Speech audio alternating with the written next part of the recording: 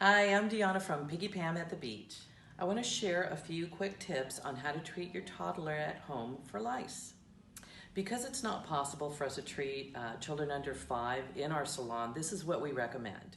So first you're going to need a good lice treatment product.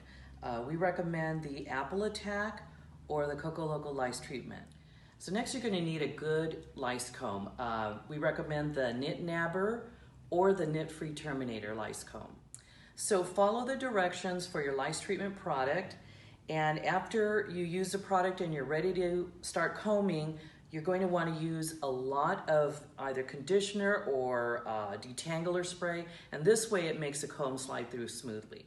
So try to do the combing like maybe when your child's in the bath or someplace where they're just comfortable and distracted. So you're going to start by holding the comb flat to the scalp, and you're just going to comb in all directions for about maybe 10 to 15 minutes. So we found that parents are a lot more successful if they spend combing maybe 10 to 15 minutes for the next 2 to 3 weeks rather than trying to get it all done in one session. So the biggest mistake parents make when treating their child at home is just quitting too soon.